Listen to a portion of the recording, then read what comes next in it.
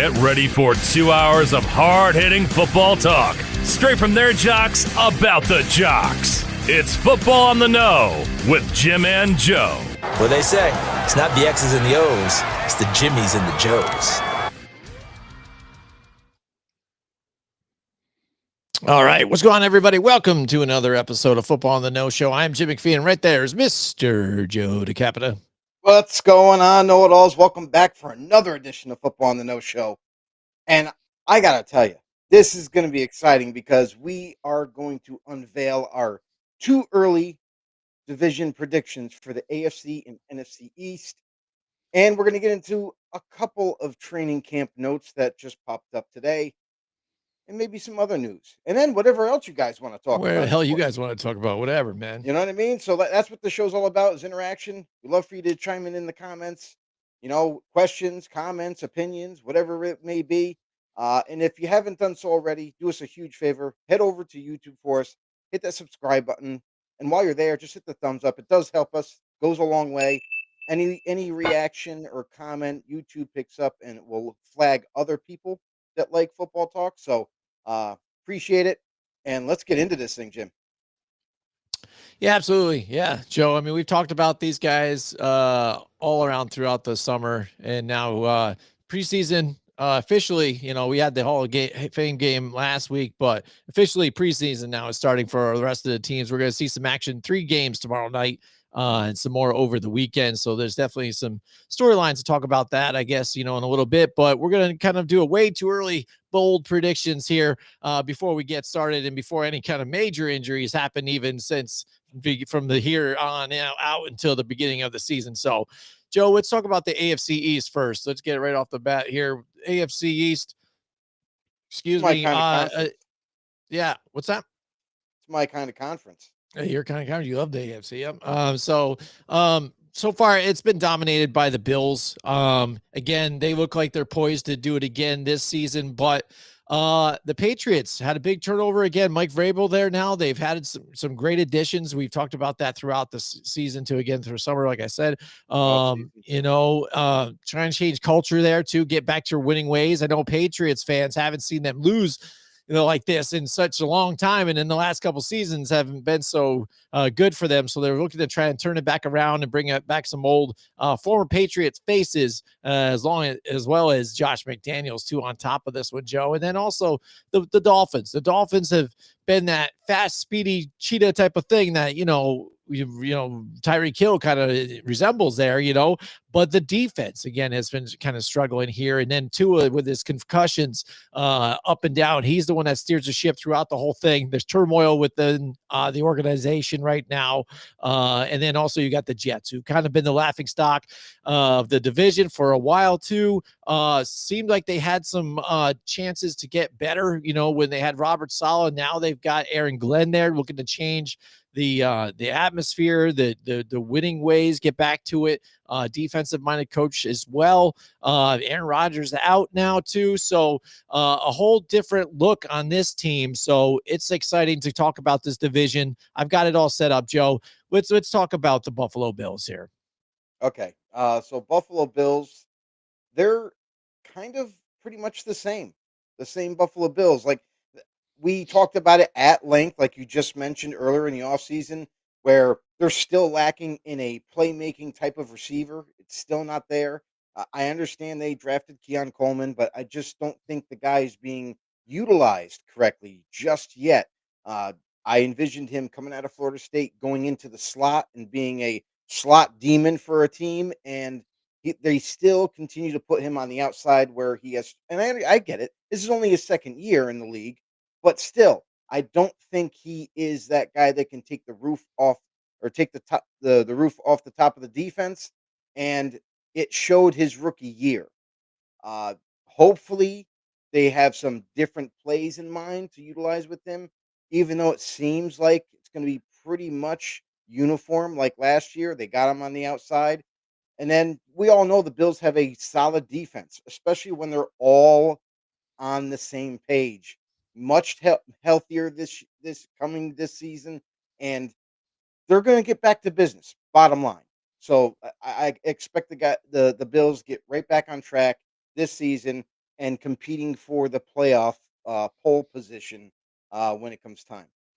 Yeah, absolutely, Joe. And what's one thing that people really kind of didn't, I think, really expect the Bills to kind of do is kind of take control in the running game, right? What Josh Allen, big part of the running game as well, but then also James Cook getting it done there too. So I had a 1-2 punch rushing attack for them when all the questions were like, hey, what are they going to do at receiver? Who's going to be that guy that's kind of going to step up? Is it going to be Khalil Shakir? Is it going to be even those two tight ends? Will Keon Coleman kind of emerge as that guy? So this year, like you said, it's kind of the same team. They did bring Joshua Palmer in too. So he's just another guy that's going to kind of add a little bit to this, but I don't think he's another guy that's going to just blow it up though. He's kind of like a meh player, like you said.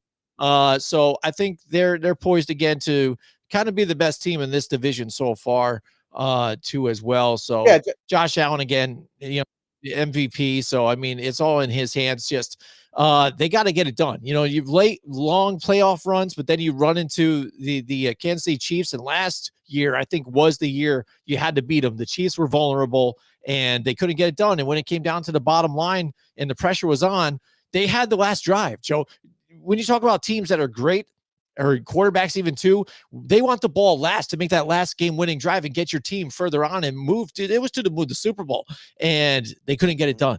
An overthrow, missed, on some pressure. That I think that last drive was just poorly managed by coaching, but then also the players as well. So hopefully they can turn that around and do better this season here and make another run. Basically, Josh Palmer's addition is basically like the fill-in for Mac Hollins. That's what he is. He's a big body exactly. receiver, but with shoes. Yeah, he actually wears footwear, so that's a plus, Yeah. right? No worry about bacteria growing. So that's the deal with this team is they've done a good job of filling the voids that were necessary, and again, every team loves the fact that for the most part, there are guys that get banged up and injured along the way until we get to week 1, but for the most part, everybody's healthy once again, and you can reset the clock. So the Bills are absolutely the favorites, obviously in this division, but they gotta make it happen. They gotta execute. Yeah, I'm looking to see what kind of impact Joey Bosa will have with this defense too. Can he stay Joey, healthy and be impactful for them? That answer already was answered before it Yeah, I even know. So took one snap well, in I mean, week 1. The guy's injured already yeah, again. So it's like, yeah, things aren't uh, working out too well for Mr. Joey Bosa. But hopefully for Bills yeah, fans' yeah. sake and the fact that they invested money in him, hopefully he can get back and stay healthy for the year. Absolutely. All right, so let's move on to the Miami Dolphins. Like I said, kind of they're speed kills type of Yep. team. Have a bunch of different weapons, but again, you see the difference with Tua when he gets the multiple concussions. He's out. He missed time last year, so it all weighs on him. I know there's been an animosity within the organization right now. Tyreek Hill's John and stuff like that, but then Tua calls him out. But then on the other hand, Tyreek says, "Yeah, he should. He's the leader. I deserve that too as well." But this team, they've been ready to go for so long and kind of just came up short, constantly. So to where, they've invested in Mike Daniels and stuff, but I don't know, maybe it starts calling to where, hey, you guys been poised to do something here and you haven't. And now there's guys jawing with each other. Do we make a change somewhere? I don't think it would be wise to make a change because it's not like Mike Daniels came in and they sucked on offense. Like they couldn't figure out how to put Mhm. points on the board. They were struggling the whole time, which meant the whole team ended up struggling. We already know that they're weaker on defense than they'd like to be. They'd like to improve that, vastly, but it just hasn't happened for them. They keep adding talent and like they even lost the starting corner already to the season. And it's like just things haven't been going their way in terms of that defensive side of the ball. But offense, when they're clicking, they're hard to stop. Jalen Waddle, Tyreek Hill, even in the backfield. That now they got Jalen Wright, who's coming into a sophomore season. They have Devon Chain, who is when healthy, the guy is an enigma in the league. Like it's hard to tackle the guy. So they have more than enough weapons to compete offensively, but defense is still a major question for the Dolphins. Can they do enough on that side of the ball? Much like Cincinnati Bengals is in that kind of, you know, realm where their Mhm. defense isn't that great. So for the Dolphins, it's clearly going to be all the pressure and everything is going to be leaning on the offensive side of the ball to perform and outscore opponents. Mhm. Mhm. Yeah, and they did make a few different moves. I know they drafted Kenneth Grant here on the first round this Mhm. draft, but then also I like the move, the trade, getting Minka Fitzpatrick back with this squad. Just hopefully again, this time round, different defensive coordinator. Obviously, they can get him in fit better with this defense and kind of help out here on the back end to where they were struggling. But key with this team too, like you said before, they got to stay healthy too, because when it came into the late runs, they were just banged up a bunch of different times. Met some cold weather too on top of it, and just they shrivel up, and die. They don't do much there, so they got to do better. They got to play better and make another run here. And sort of like with the Cowboys, get past the first round. You don't get past it, get out of there. Just be a one and done. The one thing I am concerned though with is if Tua does happen to go down again, injuries. You've got Zach Wilson behind there, and then rookie Quinn Ewers too. So if they do, are they are winning, and then all of a sudden he goes down, do they potentially go for a trade or make a move, or even after cuts? Cleveland, we're even talking about, is looking to dump one of those guys. Do they try and invest and get one of those guys there, or Well, see who's out there? I mean, honestly, the whole deal with that is that they are prepared. They chose Zach Wilson to be the backup because he has a unique skill set that Tua doesn't utilize too often, and that's running. And Wilson will. And Mike Daniels has a creative enough mind to say, "Hey, you know what? I can do some things with Zach Wilson that normally I wouldn't do with Tua." Obviously, because of the scarcity with his head issues and injuries and concussions. But I don't think they'll go out there even if Tua gets hurt. I don't. They'll definitely bring someone in if Tua's done for the year. But I think they're comfortable with what they have. Now, it might sound funny to Dolphins fans or even NFL fans out there, but they must have confidence in Zach Wilson. Otherwise, they would have made a move there. But you talk about moves, and I honestly think that they should have made a lot more moves on the defensive line, not just drafting their big behemoth D tackle, but I kind of expected them to take the Cleveland Brown approach, not with quarterbacks, but with defensive ends. Because down the stretch, they lost so many DNs, they were trying to pick guys off, sign them off the couch just to play in the playoff game that they made. So, Mhm. um, going forward, like I just don't think they've done enough defensively. I thought they should have signed a little bit more veteran leadership there on that side of the ball, especially to help out. But again, they trust in what they have. And it's not enough defensively, but hopefully the offense can kind of, balance it out in the end. Hmm. Absolutely. All right, so let's move on to the New England Patriots. Like I said, they've got Mike Vrabel back in the house here, but now as their head coach, which I really like the signing there too. But bringing Josh McDaniels back now to run the offense, and we've seen that a bunch of different times. But we've seen also lately, as when he tried to be a head coach himself, hasn't really developed anybody. So still success back all the way when it goes to Tom Brady. So you can only credit to Tom Brady to that fact at this point. The shoeless wonder, Matt Collins, isn't with the Bills now. Now he stays in the freezing cold temperatures there, but in Foxborough in New England here, Matt Collins on there. And then Stefon Diggs, a familiar face too with the Buffalo Bills, now joins the enemy and the Patriots too as well. So a little bit of difference here. They did draft Will Campbell too on top of it here to help solidify that offensive line um, to protect Drake May too, because he was getting banged up last year. We saw how bad that offensive line was, Joe. They made a couple of good flashy games here, but you could tell it was just struggling. Couldn't get the offense going. Defense couldn't do it all themselves. But like I said, new regime, and they did a full blown makeover too on the defensive side of the ball, solidified the offensive line. Let's talk about the Yeah, Patriots, Joe. they basically overhauled their entire roster pretty much. I mean, defensively, you still had the foundation set, and they just added and sprinkled in some defensive players there. Mike Vrabel is a name that when you say it in league circles, everybody takes notice. Whether he's your head coach, an assistant coach, anything. This is a guy that commands respect and he leads by example. Hell, we just saw that recently in a scrimmage that they had. Fight breaks out, and Vrabel was the first to dive in and try to save his rookie from any harm. And this is a guy that wasn't wearing Mhm. pads, a helmet, anything. Everyone else is.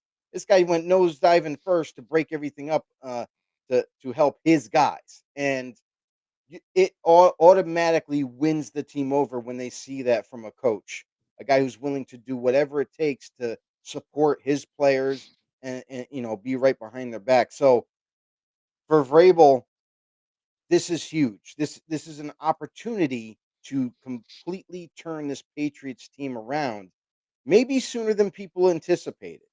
And just because you make a lot of changes on the roster and the coaching staff and whatnot, it doesn't normally mean success is guaranteed. So Vrabel definitely has a lot of work to do. The good thing about all this is the fact that they did find their future quarterback in Drake May.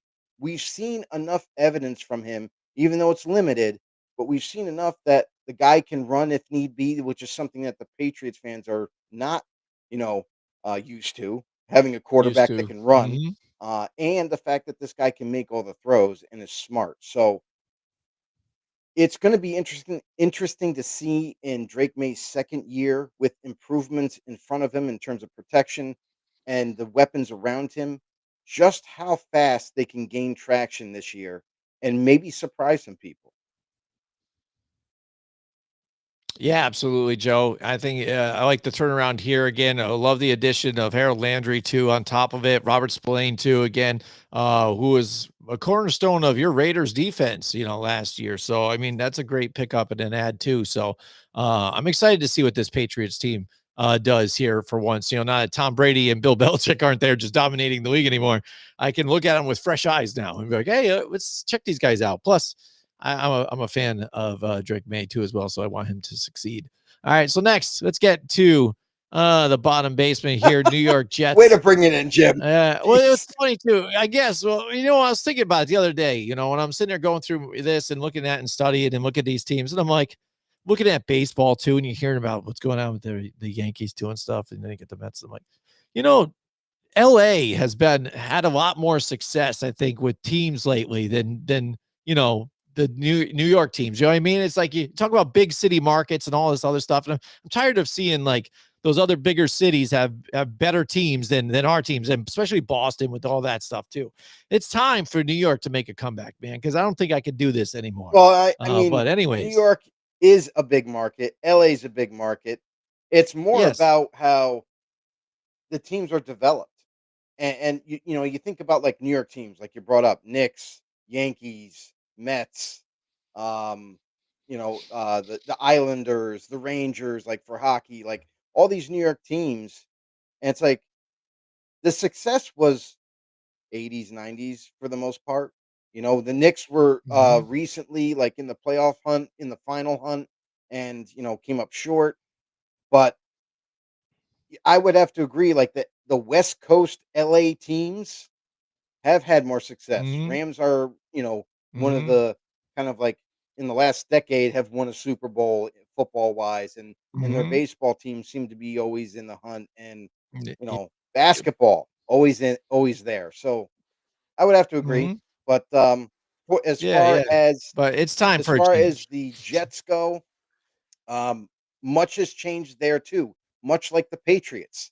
New regime again, new coaching staff. Aaron Glenn now gets his first stint as a head coach, commands respect, is a leader, is kind of like you know, a younger version of Mike Tomlin, if you will, a guy that is going to be a player's coach who's been there, done that before, um, and is by no accounts a guy afraid to speak up and tell you when you screwed up. So I think this is a interesting Jets team, but they've done some things that were like, that needed to happen. They needed to get a quarterback. Rodgers wasn't going to stay there. He moves on. Devontae Adams moves on. And now they're like, well, who's going to be the signal caller? Well, they bring in Justin Fields, which if you ask Steeler fans, they love the guy so much they wanted him to stay in Pittsburgh and be their starter. But Pittsburgh organization didn't see it that way. So here he is with the Jets. Justin Fields gets yet another chance to be a future quarterback for a team. And with all the pieces around him, you think of Brees Hall, you think of um, uh, you think of Wilson, you think of the stars that they have in place, and the changes that they've made with the offensive line. The defense was solid until they were Yeah. struggling last year. For what the Mhm. exact reason is, I think it's a lot of variables, honestly. Offense wasn't Mhm. playing that well, which led to the defense playing quite often, and they got tired a lot in those games. So now they're a breath of fresh air in New York. They made some changes, like I said, with Fields and company. How much better can they get? And if they can turn this thing around, because it's going to go one of two ways. I know Jets fans are thinking the same thing. That, well, here we go again. We're rebuilding. We got a new coaching staff again. When's it going to turn around? When are we going to start winning games? I'll tell you this: if they can't figure it out with Aaron Glenn, then this franchise is yet again going to take a huge step backwards. Yeah, Joe. I mean, that's what you hope now. They maybe get some stability here. A guy that they respect and that they can move on and do something here. But the key is that offense. I mean, the defense, like you said, is going to be great. They even had some more, additions on top of it. Aaron Glenn's going to get down to business, but the offense got to get going here. And I don't think Justin Fields is going to be the one to fix anything there. But I think if he needed to find a spot, this was the spot to kind of land to where he could kind of make some plays with his legs, but it's gonna be backyard ball. We already know that Justin Fields isn't really a starter in the NFL right now. But he knows Garrett Wilson. They go back and then he's gonna get his there. So I think that's gonna be a big advantage for both of those guys here because they're gonna trust in one another to It's move two forward here. Buckeyes, I do like the addition of two yeah, Buckeyes joining. I do like the addition of Josh Reynolds to this team too. I think that's a nice uh other target here, other than having aging Alan Lazard there. So, and the running game, they got to get it first together with the running game between Brees Hall and Braylon Allen together, back and forth on this one. I think that'll work out for them. But again, what's the ceiling for this team really? So you're just looking for something to show like improvement, I guess, from last year, right? Typically this season. So, all right, Joe, there we go. There's the AFC East. So let's get down to it. Now's the time to look at it and give everybody our way too early predictions, but what the hell, let's do it. So Joe, here you go. Here's your predictions here for the AFC East. Yeah, I mean, obviously, like the top of the food chain. We were just talking about them earlier. The Bills, Patriots. I have them as a dark horse sleeper, kind of just a flat out surprise team, kind of being the runner up. Dolphins in that third spot, and then the Jets at the bottom because honestly, I just don't honestly don't have confidence in Justin Fields as a quarterback, and we're gonna see if teams catch on early against the Jets and decide to stop the run first at any point in the game, and they limit or even just shut down Fields' running ability. It's gonna force him to have to throw, and then you're gonna see the Justin Fields of old back with Chicago, who struggled, you know what I mean? So in Pittsburgh even, he had moments there as well. So, uh, that's the divisions. It could obviously could be flip-flop, however way you see it, but we also wanna hear from you guys out there. How do you envision the AFC East finishing when it's all said and done? Drop in the comments down below. Absolutely. Yeah, definitely. Let us know what you guys think about this too as well. Joe, I'm gonna side with you too as well on the same. Bills, like I said, I think they're there, but then also the Dolphins. I think they have an opportunity to falter. I like what the Patriots are doing, so I'm not gonna give them too much credit here. I think they're definitely gonna do better. They're not gonna end up last in the division. I could see them as a dark horse team moving forward again. And it all depends too on the health of Tua and what this Dolphins team can do and make a push here. Cause we've seen them go last year was what 8-9 stuff, but he was out for a few games. When he's healthy, it's a whole different story. So I think they could be second in this division again, kind of win a wild card spot, but don't be surprised if the Patriots do kind of creep up here and surprise some people because, bottom line, Mike Vrabel knows his stuff. He learned from the best and he beat the best before. He outplayed or outcoached Bill Belichick in the playoffs when he was with the Titans, and they were fools, I think, to let him go. So here he is landing with his home team, the Patriots. So I think they got a shot, but Jets are learning. Like I said, the ceiling is low, so you just want to see improvement. So that's where we're going with the AFC. Joe, now let's switch sides to the NFC side of the ball. Let's talk about the Philadelphia Eagles. Let's go Philadelphia Eagles here, returning Super Bowl champions now. Some changes happened, but not a whole lot here. So they're pretty much the same team to an extent. Poised to make another run at a Super Bowl again, Joe. Yeah. Right, they're I high mean, there's not powered. much to talk about with the Eagles. We already know that they don't have a lot of the weaknesses, hardly at all. And they've added to the roster overall, like coming out of the draft, free agency. Hell, they even made a trade this week for a corner and a guy who from the Raiders, Jacorian Bennett, who was kind of like that up and coming starting caliber corner, got injured last year, missed significant time, but now he's a Philadelphia Eagle and has an opportunity to start opposite Quinyon Mitchell. Cooper DeJean is typically playing safety for them, so they're going to be a dangerous team. There's no doubt about it. It's not a secret. Everybody knows it, and definitely a favorite to win the division once again. It's they're in the driver's seat. Bottom line, for this division, they're in the driver's seat, and they're expected to be the number one seed when it is all finished. Right, and it's great too with this team and what they've done, which like I said, I'm kind of disgusted with. Well, draft well for one, so then they got a lot of these guys on lower tier contracts. They've got their veteran on what they're going to do there, and so that allowed them, even when they're drafting, they can get depth. So they've got some great depth pieces, especially getting Jihad Campbell here in the first round this year. So I mean that helps out for them with an injured Nakobe Dean, and I also even like the sneaky kind of free agent signing of AJ Dillon here to back up Saquon Barkley, even in that backfield too. I mean, little Well, things like that where you're like, wow, okay, that guy's it's out there, funny you huh? say that. Reports out of Philly is he's not a guarantee to make this team, by the way. Oh man. He's, trying to kind of play catch up with in that position group. So that's the last that Hmm. I've heard out of Philly is that don't be so sure AJ, he makes the team. And it's interesting to hear because you hear his name, you're like, oh man, I remember him as a Packer, and just how they call him Quadzilla, the guy that just like a Quadzilla. power running Yeah, yeah. back who can just So run you through got you.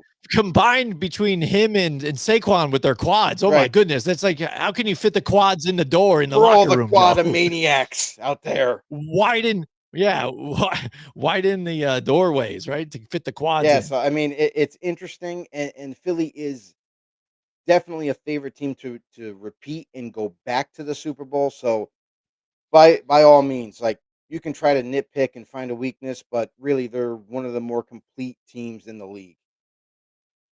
Hmm. Absolutely. And it showed last year in the Super Bowl. All right, let's move on to the Dallas Cowboys, Joe. Again, getting George Pickens in a trade, to Yeah, sit there alongside with Jalen Tolbert, CeeDee Lamb. They did get some running backs here in free couple of them. agency, but again, I'm not super high on Miles Sanders. I mean, wow, he's still playing, you know I what I know. mean? Javante Williams, who's okay, but again, we know the issues that they've had in the running game. And Dak Prescott, can he come back healthy and finish out a season here? Alongside with the sideshow of Jerry Jones and what's going on with Michael Parsons right now. Now he's come out and said, hey, I'm done with this team now. I don't even want to play with y'all Yeah. anymore. I want to get traded. All this other nonsense. Like, oh my goodness, God. Well, it's funny So that you the mentioned the that. the sideshow, the circus that is the Dallas It's funny that you Cowboys. mentioned that. It's one of these situations where Micah Parsons came out, wants a new deal, right? And the Cowboys, they're like, yeah, we want to get this thing done. Let's work on it. It seemed like they were getting somewhere, and then all of a sudden, out of nowhere, they had a number in mind. The Cowboys had a number, Micah had a number, and his agent, and they were close. And then then they started to see other contracts getting signed. Max Crosby, Myles Garrett, TJ Watt recently. And you've waited to the point where now maybe the number that you have originally had is now skyrocketing for Micah. And you should have got the deal done early. We talk about this on the show all the time. It's not better to wait. It's better to get the deal done early. Take a page out of the Detroit Lions last year, re-signing and giving extensions to all their key players because they knew if they waited a year, they might be paying more. Here's the Cowboys. And by the way, you mentioned it earlier, George Pickens gets traded to the Dallas Cowboys. By the way, this is the final year of his contract. So he's going to demand Mhm. some big coin after Mhm. this if you can even re-sign him. So the Cowboys and Jerry Jones are all sitting here thinking like, "Hey, we're going to get this deal done. Don't worry about it." Well, now basically Micah Parsons is fed up to the point with negotiations that he's like he requested a trade. Now, you can look at it a couple different ways. You can say, "Well, this is a business move." Micah Parsons, all players do this. It's not uncommon. Mhm. They request a trade to speed up the contract talks and get the deal done. Mhm. Well, I don't think it's a hollowed request, mind you. I think he's that fed up Mhm. that he honestly would be okay with being traded and making the money that he so, you know, deserves and desires. The Mhm. interesting part of all this is what's the end result here? Because if and now it's before I was like, it's guaranteed they're re-signing him. But now we're at a point where it's like, Mm. if they re-sign him, how much damage financially is that going to do for their future signees? Deron Bland is going to be looking for a new deal. George Pickens, these running backs are on a 1 year deal, by the way. Mhm. Like, there's going Mhm. to be more guys that are looking for more money, and they're not going to be able to keep everybody. So Mhm. it's going to hurt them. We talked about this years ago, 5 years ago, even. We said that at some point you can only kick the can down the road so far until now you got to pay the piper, and it comes up to you, and you got to make tough decisions: who you let go, who you keep. And right now, the Cowboys are struggling to keep even one of the most promising pass rushers in this league, one of the best, and Micah Parsons. What are they going to do? So let's just say, for argument's sake, they get the deal done. Let's just say that. Mhm. Now you have a team that let's just say, for example, this year, the Cowboys are going to struggle because honestly, if their running attack doesn't do much, look at Rico Dowdle. He was their kind of go-to guy when he was there in the previous season. When he was given the rock, he flourished. He showed up. The only problem was they didn't have Dak Prescott around. So the running attack was working a little bit, but not enough to make a difference. And now fast forward to this season where Dak Prescott's healthy, but the running attack on paper anyways doesn't look that threatening. So if they cannot once again get the running game going, this offense might struggle. I don't give a crap how many wide receivers you bring into the fold. It's not going to work if you can't be balanced. So this is a major concern that I have for the Cowboys offense. Now maybe they prove me wrong. Maybe they, you know, have a more heavier passing attack this year and maybe not so crazy with the run and they kind of pull it off. Cool. But they are going to have to pay some players down the road, and I don't know how many guys are going to be able to keep because also Dak Prescott is looking at his contract, even though he got an extension recently. It hasn't been that long, but now there's talk about him even wanting more money. So it's gotten to the point where Mhm. it's a little absurd. Defensively, I think they're a very young, talented defense, but they definitely have some holes. And just how long can they keep this train on the tracks at this point? Yeah, yeah, and it's interesting with this one because it seems like Micah Parsons is taking everything a little more personal. Like, you know what I mean? Like we've heard players that are like, it's business, so I'm going to hold out. I mean, look at James Cook. James Cook is like, I'm showing up to practice, but I'm not doing anything. It's That's a hold business, in. whatever. Yeah. He's just staying quiet. Yeah. I'm just staying quiet, whatever. This and this, whatever. It's what I'm going to do. I think the fact that he said, I'm showing up, I'm here for my guys, I want to be with the team, putting that first foot forward. Meanwhile, the owner is literally just out there on social media all over talking shit nonstop. You know what I mean? So you're trying to be the better man. You're trying to be the guy that's coming across the line for negotiations. And meanwhile, the other guy's just mocking you, this and this and blah, blah, blah, and saying whatever again, because I'm the guy that writes the checks. And I think that all of a sudden now he's just like, well, you know what? Now you hurt my ego. You hurt this and this. And it's like, well, I'm just I want to play for you. And also, you're trying to contact me and bring me into a room and talk negotiations without my agent. That's what I pay him for. Why are you trying to backdoor me and get me up in the room by myself? Where's my lawyer? You know what I mean? It's like, it's when they go bring you an interrogation room and you lawyer up because they're trying to get you to do something or admit to something, but your lawyer ain't there. So he's calling him out on that. So in an extent, I feel like I want Micah Parsons to kind of win this thing because it would be cool for him to kind of fight one of the biggest owners out there in the NFL. But in actuality, it's the owners. They have all the power. Like you said, the only thing they've leveraged that they can do is say, all right, well, now I want to request a trade. And maybe that speeds up the negotiations and kind of gets it going, because they're usually not going to get traded. Look at Myles Garrett. I request a trade, but you know what? Money talks, and there he is. He's still there with the Cleveland Well, look Browns. at Terry McLaurin. I think same thing. He requested a trade too. Same thing. Where's he going? Right. Like, listen, there hasn't been Yeah. any chatter for either player getting traded because obviously because I think it would be stupid, and I don't think the teams would ever trade them. Those teams have come out and said there's absolutely no interest in trading these players. But for not so much for Terry, but for Micah's case, it's a little weird, and I've never really seen this kind of dynamic between player and organization to where, like you said, Micah's taking it as a personal attack. He doesn't understand why it's taking so long. They want to pay me, but they don't want to pay me a certain number like everybody else has gotten paid. And now we're at a point where like, okay, fine.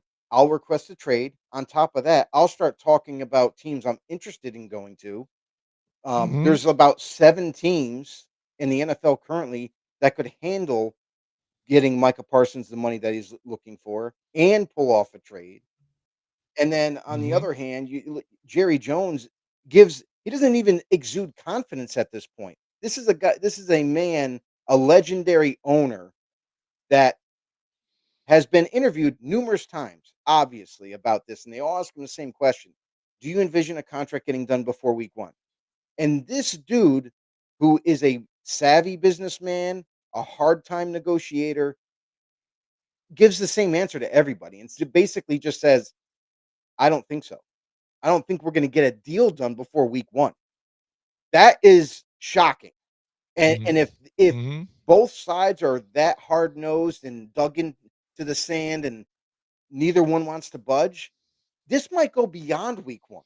We might be going into week 4 and still not have a deal for Micah Parsons, which is going to raise some eyebrows. Then you get to the point where, well, even though you might not want to trade him, now it's like, is he worth is it worth all the aggravation and bickering back and forth to kind of get a deal done and keep him there? So crazy situation. Yeah.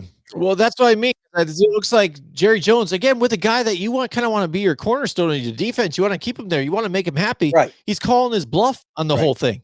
He's basically saying, it's like, all right, do whatever you're going to do.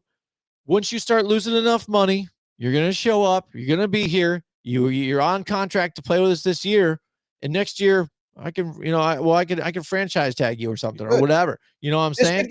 Yeah, I mean, honestly, so this they can drag it all out and then really piss them off. And like, then what do you do? Honestly, this could get so ugly. Next year, you're gonna handle this. Could get so ugly to the point where if Micah Parsons and his camp are dug in so much that much like Le'Veon Bell back with Pittsburgh, where Le'Veon Bell literally sat out. Like there was games happening, he sat out, said, "No, I'm not going to bow down. You guys got to help me out here with the contract."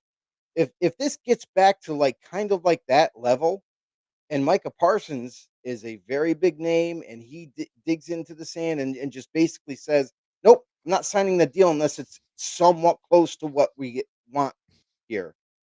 And it does go, in fact, into free agency, and they do give him a franchise tag. Nobody can touch him, but guess what? He still has to sign the deal. And if he doesn't Mhm. sign the deal, he's sitting out another season. So the Another absolute so extreme of all this, I don't think we're ever gonna get there, but the absolute right. extreme of this is that Micah Parsons doesn't play for 2 whole seasons until he's a free agent, but it would be the ugliest, absolutely ugliest way to go. Mhm. Yeah, yeah. It's crazy, but even though, like you said, if he ends up missing an extended amount of time, technically the Cowboys still could say, "All right, you're on the unable to play slash retired list, put you out, and then you're not playing. And then if anybody does want you or something like that, we still own rights to you, so they still have to give us, Well, they can't if he becomes a free stuff agent, for him though. or something like that." So 2 no, not they years. can't if he becomes a free agent, but that's what I'm saying. Yeah, They would exactly. So I I mean, mean, they're basically like he's saying right now. He's like, I pretty much own your ass right now. And what are you gonna do about it? And that's where Micah Parsons pissed off. I would mhm, be too. And that's why I almost feel like again, like I feel like yeah, it would be great if he's that guy that's gonna kind of step up to some of these owners with some of the stuff that they do here, especially Jerry Jones with all this stuff, because that's all he does. How many times have we seen this time and time again?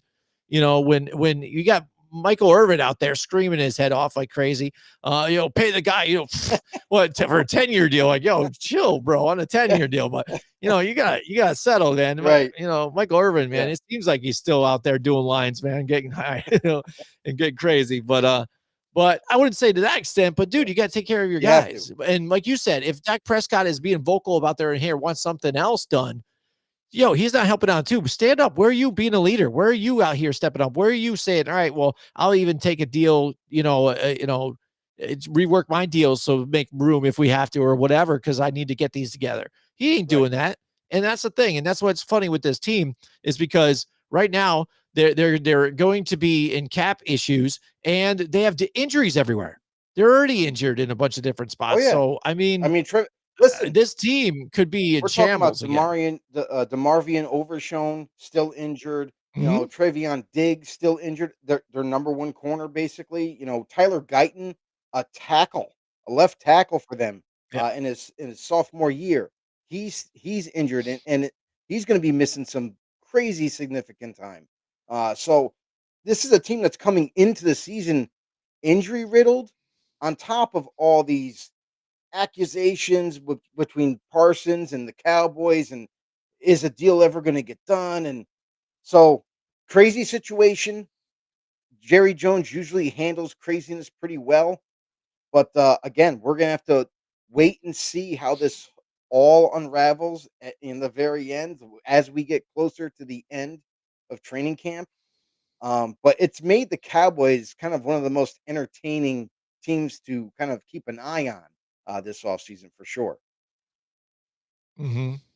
Yeah, it's crazy to where they're just sports entertainment right now. You know what I mean? And that's if that's what Jerry Jerry loves it. Jones wants. I mean, Jerry whatever. loves it. I guess, but I mean, I don't see how that's a thing because fans, you would think you would just lose fans that way. You know what I mean? Because then you just look like a joke right now. Another You know what I'm they're saying? If my entertained. team is constantly, fighting and it's entertainment, like okay, I don't want to be the entertainment. I don't want to be the jester of the whole NFL. I want to be able to be that team that says, "Hey, oh, are these guys, now a dynasty?" You know what I mean? Like they start talking about with the Chiefs and things like that, or even the Eagles. I'd rather have that be there instead of saying, "Look at the joke that these guys are every single year," and blah blah blah. And unrealistic Well, expectations. that's the fans. But That's the Cowboy fans. They have unrealistic expectations right, for sure. But right. this, No, I by get all that. accounts, Because it sucks because on paper the team looks pretty good, like to an extent. Like even I if they're say in the healthy, yeah. passing game, I wouldn't mind having those receivers and things like that. But again, like you said, health has been an issue. And New head coach Brian Schottenheimer. There's fights on the sidelines. You got the owner who's mouthing off to their best player on Correct the people, team. and So, the I crazy thing mean, is, it's it's just not crazy. the team is not in shambles by any means. This is a team that Right. is a Right. good, solid team on paper, anyway. Mhm. But we haven't Mhm. seen the results of what Jerry Jones keeps trying to, Yeah. push forward. So, uh, we'll see if they're Mhm. able to overcome the odds this season. Absolutely. All right, so let's move on to the New York Football Giants, Joe. Again, we talked about all these teams throughout the And as you summer can here. Now see, we're finally getting down to it. Get to see some of these guys on the As you field can now. see, know-it-alls out there. Really do appreciate you guys chiming in, looking. Want to hear you guys' thoughts in the comment section down below too. Whatever we're talking about. Um, we just got done talking about the AFC East division and how we think it's going to kind of finish off at the end of the year. We want you guys to also let us know what you think about that and the NFC East as we're talking about it right now. But for the Giants, Absolutely. I mean, this is your Mhm. team, Jim, and I gotta say, with all the changes that were made for the Giants, we you gotta talk about quarterback, that situation. They drafted Jackson Dart, who I am a huge believer in. I think this guy can be the future for the Giants and will, and but it's not gonna be just yet. Russell Wilson gets signed there, Jameis Winston does. So you got some veteran quarterbacks there. Wilson's going to be the starter, a guy who's been there, done that. He's won Super Bowls. He knows what it takes to win, and he's going to get the receivers the ball. Um, he's not Daniel Jones by any means. This is a guy that will not make those critical mistakes and turn the ball over at the wrong Mhm. times of the Mhm. game. So things are looking a little bit in the upward trajectory for the Giants, in my opinion, this year. This is a team that had a very good defense, and they've capitalized even more on it. We talk about like them pulling off the trade for Brian Burns and bringing that pass rusher opposite Thibodeau, and now you look at this team with Mhm. along with Dexter Lawrence, who I'm going to say it right here, right now. Dexter Lawrence to me is the absolute best D tackle in the entire league. I don't give a crap about Chris Jones. He is nothing like Dexter Lawrence. So and then you look at the rest of them, the Abdul Carter. Abdul Carter, they get in this year's class, along with the guys that they have. This is going to be an exciting time, especially for the defensive side of the ball for the Giants. Bringing in another corner that they much needed, Paulson Adebo. Bringing in Javon Holland to fill that void Xavier McKinney left.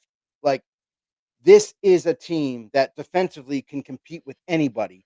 And then offensively, I know it's kind of a band-aid type of look, but Russell Wilson, the quarterback, and an offensive line that is so much more healthier now, ready to get this thing started on the right foot. Uh, I like what the Giants did. Now, I'm not saying that the Giants are going to all of a sudden this year win the division or anything like that. But I like what the moves that they made in the offseason, and it's given me confidence in the Giants that they are going to at least be competitive no matter who they face week to week. Mhm. Yeah, I mean, yeah, let's talk about the additions in a second here, but we got Mike Tackett Mr. Mike in the Tackett, house with us tonight. what's up, brother? All right. He says, why does Jerry Jones have so much praise for Dak? $240 million for someone who has only played 2 full seasons since 2020 and has his snap count drop every year since 2019. He is a rich man's Daniel Jones.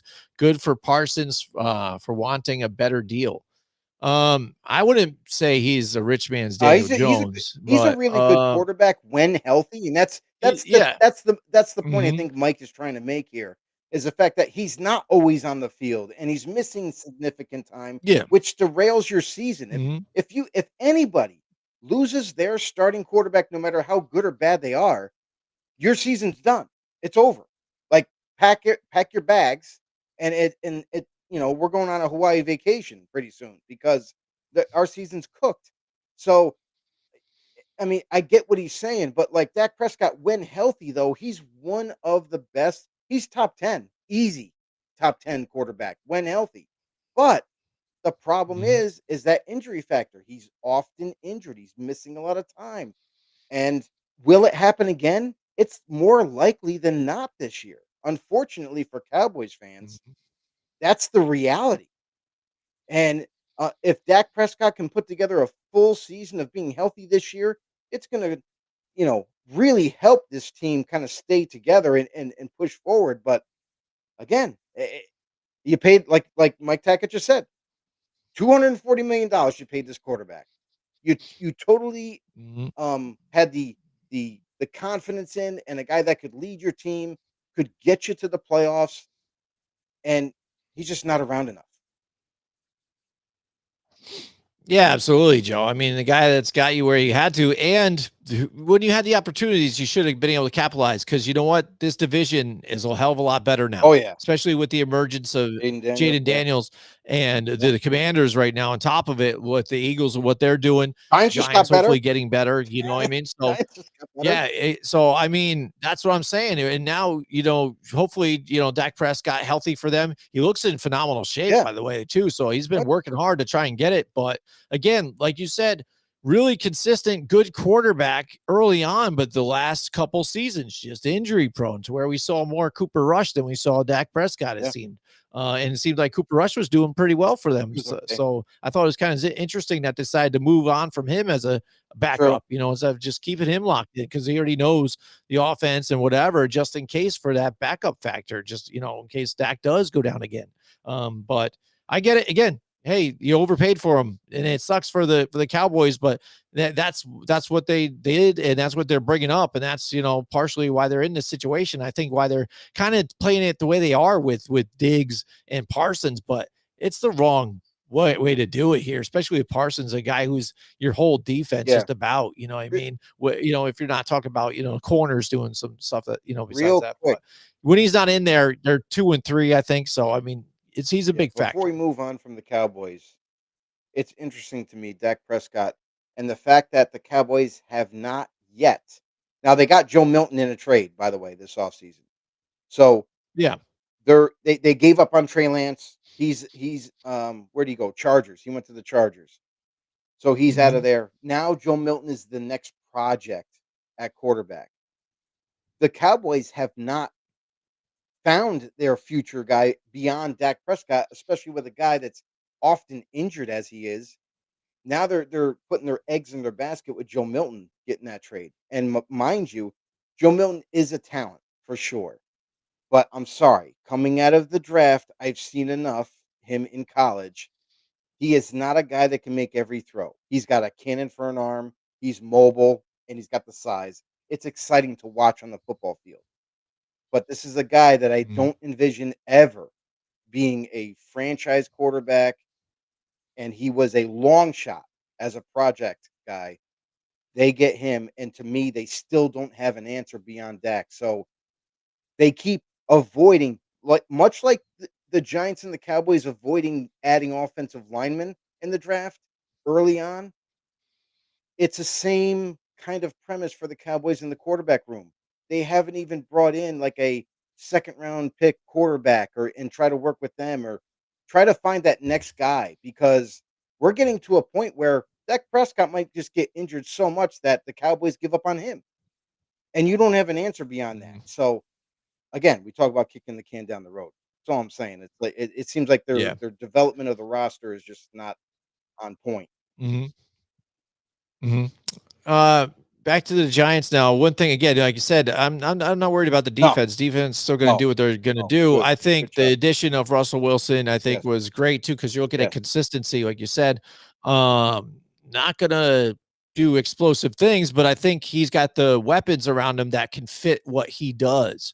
I would have liked them to go after another weapon besides saying, Darius Slayton, we don't really need you or want you. Go look And then somewhere. pay him. And then all of a sudden say, all right, we'll take you back And though. pay Yeah, him. and then this offensive line I still have worries about, man. I still have, nightmares about this offensive line I being think good. Andrew Thomas has been banged up. You want to talk about a guy that's has, sit the bench a lot more often than being on the field. Andrew Thomas has been getting injured a lot lately, and he was our best player. So when he's out, what I mean? What are we going to do here? he was out.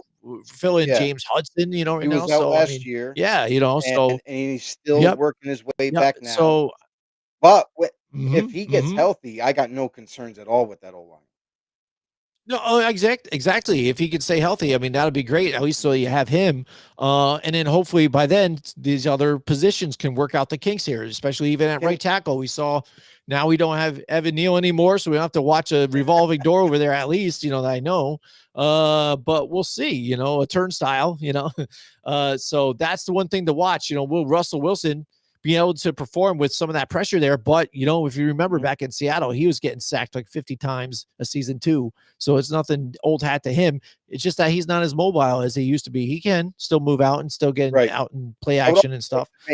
So still work that way. One thing I am concerned, or what I'm bummed about, is because I think I might have jinxed him too, and it's my bad.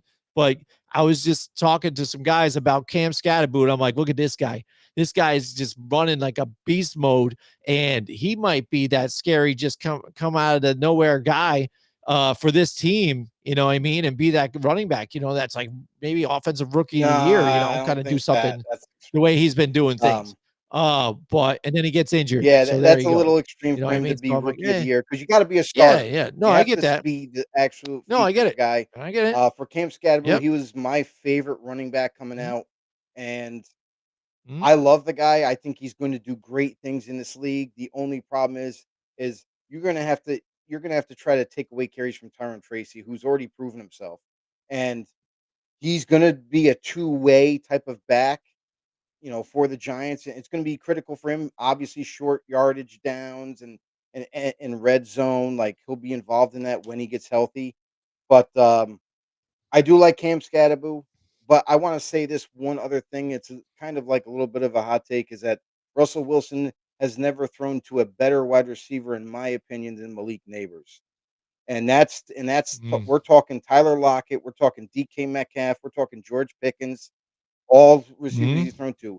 Malik Neighbors is on a playmaking, level to no end. And I understand DK Metcalf is big and strong and all that, but he's never had a weapon like Neighbors. Never. Yeah. And Mike Tackett says, what does New York do with Tommy DeVito? He is currently projected to be quarterback 4, but has regular series experience. Do you see the potential trade pawn after the 50? He doesn't have the value. Yeah, I don't think he makes doesn't the have team. a value. He's gonna most likely end up being cut. And I know he was a fan favorite for a lot of Giants fans out there, and he did what he could. But it's at this level, NFL will chew you up and spit you out. It's unforgiving. And for DeVito, he had his time to shine a little bit, but now it's done. And now the team itself has even agreed with that notion, basically having him as low on the depth chart as he is. Yeah, he'll be a cut. Maybe another team will give him a shot again, maybe, because he is still young and all that. But his time in New York might be over. Che cosa? Yeah. The old Tommy DeVito's done here, so who knows? Maybe Tommy Cutlets. That's right. Maybe he can. He had a little Reagan endorsement for a little while, right? And even what was it? A little bit. One of those spaghetti sauces too, or something. He was on one of those commercials too. It's like real Italians don't use spaghetti sauce; they make their own, right? I'm like, no, exactly. You can't be doing that. Come on, man. Come on, guy. All right. So finally, here, let's talk about the Washington Commanders again. They're that kind of dark horse team last year who, again, great rookie quarterback here, developed really quickly, was able to make some plays and surprise people to make the playoffs and go deeper and take out some big names with them, and advance further into the playoffs. So a nice playoff run. And now this year they take that and say, all right, well, we still have some salary cap money now too, so we'll take what we did last year and we're gonna throw it in to offensive line. We've got Laramie Tunsil they did the trade for. They traded for Deebo Samuel, right?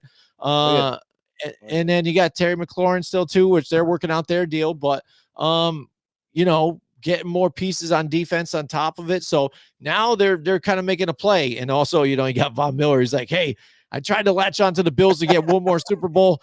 Hey, Washington looked really good last year. Washington, what do you got? I'll take the vet minimum. What do you got, man? You got room for me over here? So but I like Washington, what they're doing. And like I said, they got some moves and got some money to make some plays here. So yeah, I mean, the Commanders, they were a surprise to a lot of people. Obviously, on our show, when they drafted Jaden Daniels, we knew that they made the right decision. We thought that they were going to be a better team, but we didn't realize that they were going to make this big of a jump in one off season. So they found their franchise quarterback. There's no doubt about it. And now it's time to build around him and this defense. The defense let Commanders down. They let them down last year. They could have won a playoff game, just didn't quite happen. They gave it up in the end, and it's back to the drawing board this offseason for them. But we all knew they overachieved last year, and now it's time to just not let that expectation dip down too far. They need to be competitive every week, and they went out like Jim mentioned. They've improved the offensive line. Obviously, the whole Terry McLaurin scenario, that's going to have to play out.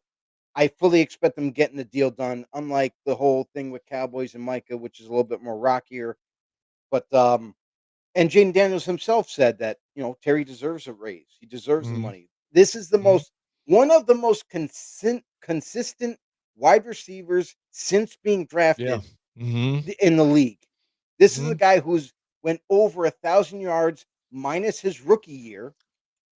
You know, so the last 4 seasons, this guy's gotten over 1,000 yards.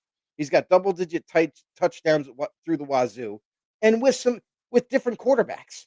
Like it's insane how productive Terry McLaurin has been, and how he just isn't spoken enough about in that top 10, top 5 range because he deserves the accolades. So I think that deal's gonna get done. It might take a little bit of time, and it might be unsettling a little bit for Commander fans, but I fully expect that whole thing to kinda wash over. And then defensively, they Mhm. made additions, they made improvements.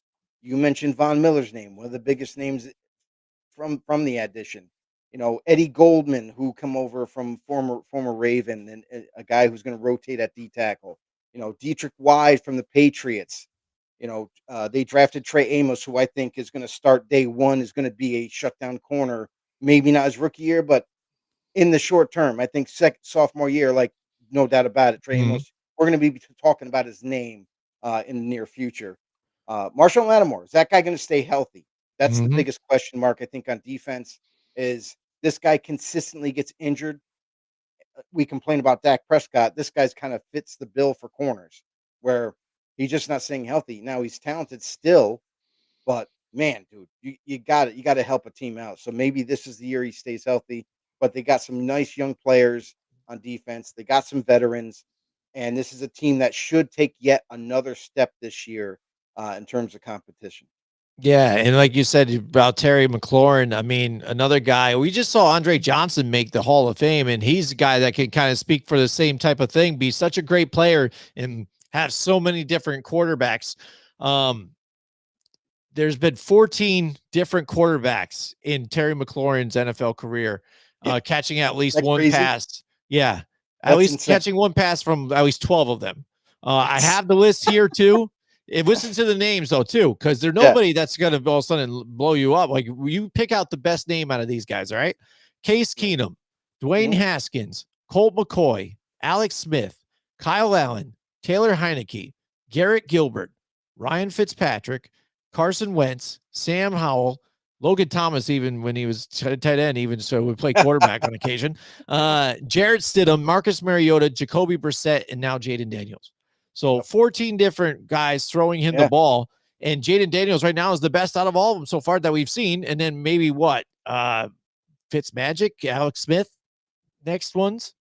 Besides that, you know what I mean? Like, who cares? You know what I mean? Nobody's been throwing them. So to have multiple years over 1,000 yards receiving and stuff on top of that with these It's guys. So insane.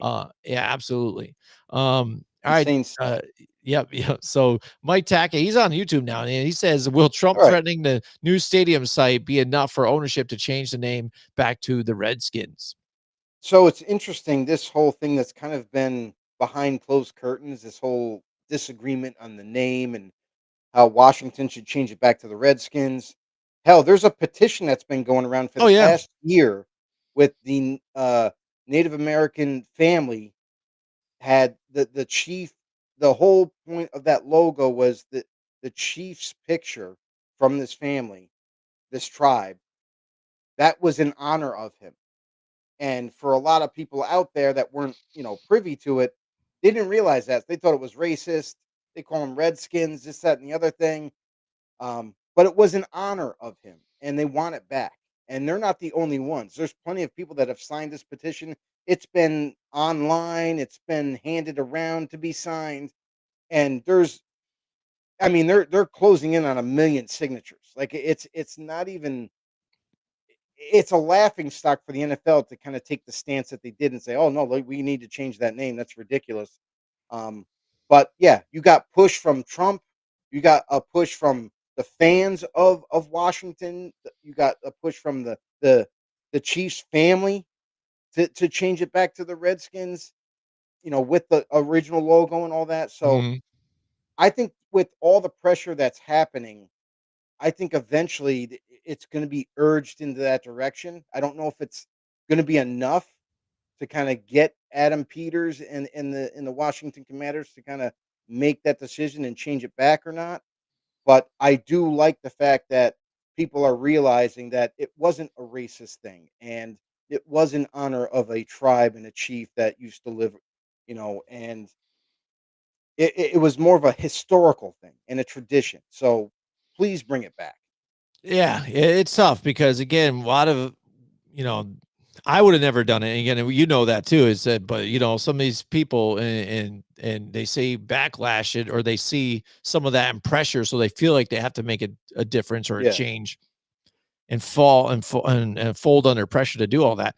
But now they're getting pressured the opposite side. But when you turn around and say, "Oh, we gotta go back to this," I mean, we already Right. made the change. So normally you just want to go forward. We made a change and it's gone Right. now. It's over.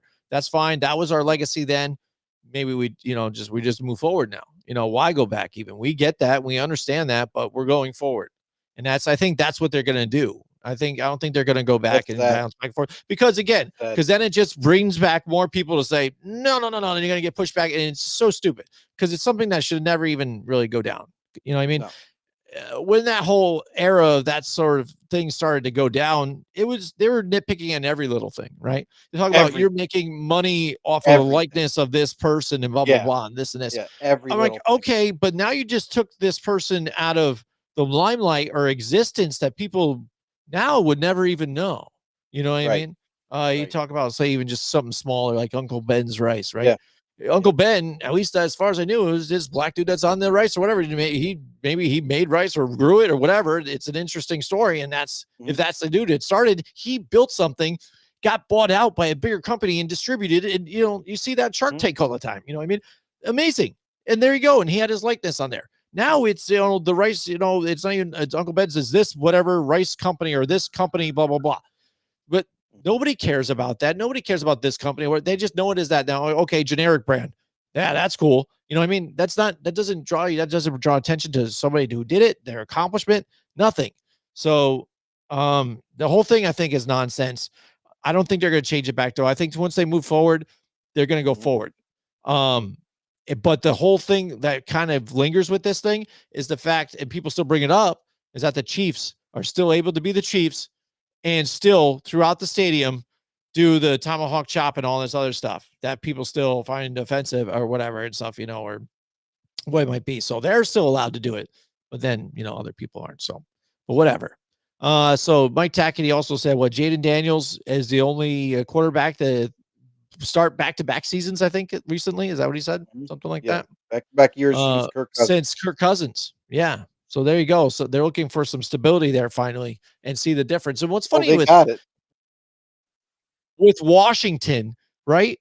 For so many years, you saw them with like trying to find that quarterback, but with the Giants being so bad and the Cowboys kind of shooting themselves in the foot a lot of times, did it seem like Washington all of a sudden found themselves like in the lead of the division at times with these quarterbacks and Mhm. don't know what to do with that? You Oh, know they what I weren't mean? good They were enough. always kind of vying for that, right? But they're always there to take the division or near and vie for the division, whether without the quarterback. So it's interesting. All right, what else is he? He says Sounds racist, by the way. Yeah, absolutely, Mike. We love it. All right, so there you go. There's the NFC East. Time for our picks here, Joe. Let's get down to yours first here. I'm gonna bring it up here one more time. AFC Here's East. your AFC East picks, and now, Joe, your NFC picks. Let's roll. NFC East picks kind of pretty much go uniform, maybe except for a lot of people might be might be might be surprised that I have the Cowboys finishing last. Eagles and Washington, pretty much, across the board, everyone is thinking the same deal. The Giants and Cowboys, however, that's where it gets a little tricky. We talked at length about the trials and tribulations with the Dallas Cowboys, and even though they got really good talent on that roster, they always seem to kind of fumble it in the end. Dak Prescott, he's almost like a ticking time bomb of getting injured, and if he goes down, the Cowboys are going to go down really quickly. I kind of expect him to get beat up a little bit to the point where, like, once again, he's going to miss significant time, and that's going to be the downfall of the Cowboys this year. Um, we don't know the severity of Micah Parsons as well. If that deal is going to get done before week one, it sounds by even Jerry Jones saying that he doesn't expect it to get done. So who knows how long this whole thing is going to Mhm. happen? But for the Giants, for me, this is one of the most improved teams in one off season last year that I think have made huge strides.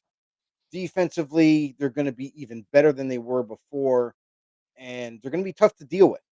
And honestly, now that they have a competent quarterback, a veteran leader in Russell Wilson, I think this team is going to do some nice things. I'm not saying they're going to compete to make the playoffs or wild card or anything like that, but I think that they are going to give definitely some teams fits, and they might win enough games to where they do beat out the Cowboys.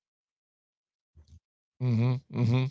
Yeah, Joe, I mean, this was a tough one here too, at least towards the end. Here's my AFC picks. They're the same exact one Not as yours. really. Well, no, there's a little different. I did have the Miami Dolphins above the Patriots here. But like I said, it would be interesting, and Patriots could potentially be a dark horse in that division. Now let's get to the NFC. I have the same exact here one as you do. Eagles, they're just too good all around, great depth, returning Super Bowl champions. I don't see anything really stopping them except for that Washington team now that just got better. So we'll see what happens with them. See if they can make another late run into the playoffs again with a young quarterback under a small contract at this point so far Yeah. for them. So it's always good, and it's always good to be that winning team while you have that.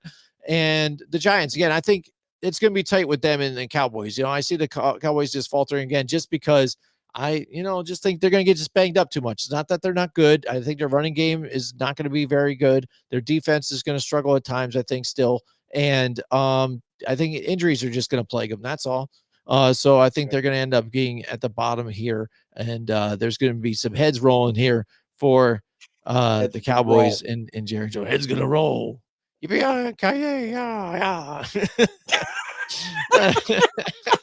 I don't know. That was a bad impression of Wow. Jerry Jones, but Let's move whatever. on from that, shall we? Let's move on from that. Yeah, let's forget that just happened. Can I erase that thing? All right. All right. So there you go. There's our way too early predictions. All right, Joe. Right.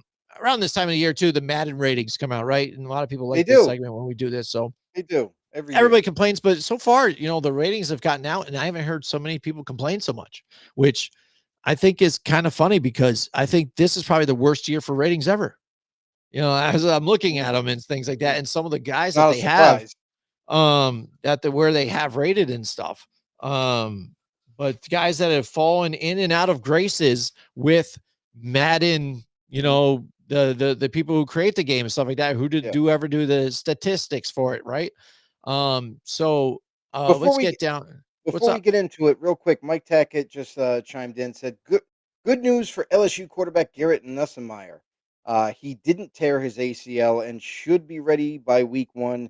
That will save his draft stock. If Dallas can't draft him or Clemson quarterback Cade Klubnik, they deserve to lose. So, and that's the thing. Like we talked about it earlier, how they keep kind of kicking the can down farther and farther, neglecting yet another position group like quarterback. Um, Garrett Nussmeier, I'll tell you right now, unless the Cowboys lose, like let's just say almost every game except for like maybe 2 wins. Garrett Nussmeier, I think, is going to be a top 5 pick when it's all said and done. So Cowboys just better start losing all the games then, if they want Garrett Nussmeier. But that is a huge relief to the LSU program in college football, and a guy that's definitely deserving of being a high pick next draft. Absolutely. So, Joe, here we go. Thanks, Mike. First off, we're going to look at quarterbacks here, and here's the Madden 25 ratings currently right now in the Aha. Stupid 99 Club, right? Oh. So they've got Josh Allen as a 99, tied with Lamar Really? Jackson. Yes. Wow. And look how quickly Patrick Mahomes, just on a little bit of a down year, gets fallen out of graces with Madden, right? Patrick Mahomes down to a 95. Hold on. Yeah. Lamar Jackson a 99? 99. What are we doing here? Yeah, they've always made Lamar like a cheat code for that game. But I think even the fact that Josh Allen's a 99 too. Yes, I get it, league MVP. He played well last year, but I hate 99. So nobody's a freaking 99, man. That's for somebody who's going to create a player and be like an astronomical team and just defeat people for fun, just to destroy people. That's what you do. None of these players out here should ever be a freaking 99. That blows my freaking mind. And the fact that even that when we see these quarterbacks, yes, they're probably at the top of the game right now, but they're not. They're human. They make mistakes. Look at what some of the things out, and looking at the ratings, when we break this down and I give the ratings that these guys give them for certain things and aspects, I want to die sometimes. You know what I mean? I'm like, are you serious? They dogged Baker Mayfield and Jaden Daniels. That's crazy. 85. They did. Well, look at who's down there. Yeah. And you think of guys that might have been there in that top 10 last year that aren't, now that just fallen completely out of graces. But look at the drop off when it just goes, those 4 guys, Joe Burrow, Patrick Mahomes right there. Then Stafford's next at 88, Jared Goff. Right. So what I did was I took, again, all the information that pertains to quarterback. And this one was probably the least amount of stats I used, because what they're doing now for stats for quarterbacks and everywhere else, it's just stupid. It's stupid. And running change of direction doesn't have to do with agility. Like, is that agility or is that just how's change of direction? It is not the same as agility. It is. You know what I mean? So how does that have its own separate thing? So I took even all that out of it. And I get that like Lamar Jackson can run, Jaden Daniels, Jalen Hurts, but I just wrapped that all up in agility and stuff. I wasn't going to get into ball carrier vision and all this other crap, because not everybody, because it's not fair to the quarterbacks that are pocket guys that are still good quarterbacks. So I kept it to passing and basically physical attributes or whatever. Okay. So that's why I took it off. It has been the least amount of attributes I've gone through. So give you the top 10 right here. You see Jaden Daniels. Right outside of the top 10, we've got Brock Purdy, Dak Prescott, Jordan Love, Tua Tagovailoa, and then it goes into some others, Kyler Murray, Aaron Rodgers, something like that. But other guys that aren't going to make the cut. But I always do the next couple 5 or so just in case somebody sneaks in, because again, their numbers, they tell you their overall ratings, but they're not exactly what they think of the guy when he's a passer or whatnot. So, by the way, Jim, what's up? Mike has some news for you. He said, bring back the 100 overall rating. Hashtag if you know, you know. Oh, no. I've never seen a 100 overall rating, so I don't know what he's talking about. Haven't? I have. There used to be. There used to be? Well, they never rated anybody as a 100, though, right? You could be able to push it to 100, though, right? Yeah, I remember you could rating. I know you can bring it up when you did a create a player, but I don't think you ever they never rated somebody 100. I don't think they ever did that. So that's fine though. Bring back the 100. Why not? Whatever. If you're going to create somebody, and do it. Said that no way Goff is better than any of those under him. Yeah, it's tight. He is actually. He is to some extent. Yes. Yeah. Not all, but yeah. Yeah, not all. Not all. Some of those are debatable. And this is what's interesting when I go to crunch these numbers here, who they are in favor with, Joe, and who they love, right? All right, let's see. All right. So yeah, here we go. So after doing all the number crunching and all this other nonsense, this is now the new readjusted Madden ratings based on their statistics. Jim, drum roll, please. Jim, what's up? Cancel the drum roll. Mike just said Barry Sanders was 100 rating. Was he? Yep. Well, I guess I would give him that. That's the one I would maybe give him. Yes. He was a cheat code too. Maybe I would give him that. It's like I'm like, yo, nobody ever be 100, and Mike Tackett's like, hold my beer, Barry Sanders. Barry Sanders. I'm like, you had to pull up Barry Nice. Sanders. Barry Yes, Sanders. he did. All Well right, done, Mike. Well done. whatever, man. All right, you got me. All right, now so, all right, let's do it. now here we go. The new readjusted Madden ratings for quarterbacks. Yep. Boom. All right. Josh Allen still at top with Lamar Jackson. They had the exact same rating, Joe, down to the Terrible. like, I don't know what decimal once you go past 100 or thousands or whatever, it goes past me. I don't know the billionth, but every single number was exactly the same. So they're both tied at number 1 at a 93. Patrick Mahomes ends up being a 91, so he's down from a 95. Joe Burrow a 91. But again, these are more realistic to me when I'm looking at these and saying, hey, that's more what a guy would be. Nobody's going to be a 99. Nobody's going to be a 97. Nobody's going to be a 98, blah, blah, blah. 93, 91, okay, I can kind of deal with that. But jumping into the top 5, Jalen Hurts. They love this guy as a thrower for some reason. His deep ball or whatever, and his accuracies on some of those, and it was just ridiculous what they were giving him. And I feel like some of it is just because he's got the talent that he can get it to too. It wasn't exactly the fact that he's just better at throwing the deep ball. And another one, Justin Herbert kind of leapfrogs in there, right? Justin Herbert right there at an 87. Crazy. So he moves up from an 86 to an 87. But then Dak Prescott. There's always some guy that jumps in. Dak Prescott, they love him. They love his numbers. He jumps into the top 10 right there. I kind of see it. I kind of see Prescott when he's healthy. Yep. But in the video game, by the way, he's always healthy. So there's that. Yeah. Yep. Baker Mayfield 87 is better than the rating that they gave him. And there he is at number 8, but still 2 lower, should be higher. Jaden Daniels in 86. And Brock Purdy jumps into the top 10 out of being outside. Meanwhile, Matthew Stafford ended up with an 84. And Jared Goff ended up with an 85 even. Ousted from the top 10. And yes. But still better than Jordan Love. And 2. I will say this: no matter if it's the original Madden ratings or the re-rating that we did, is a terrible list. Yes, there's no way. There's no way, and not for nothing. I'm not taking anything away from these quarterbacks. They're all really good quarterbacks, but Josh Allen's not number 1 overall. He's not. Mahomes is not that high. He's not. Like Joe Burrow being under both of them is kind of crazy to me. Baker Mayfield being as low as he is nuts. I mean, the last 2 years, the guy's been nothing but balling out in the league. Yeah. Jaden Daniels, I get the rating for him because I feel like they wanted to keep him on the bottom side of the top 10. So they gave him that rating, even though he has the potential to be, one of the top 5 quarterbacks. Who knows? We'll see.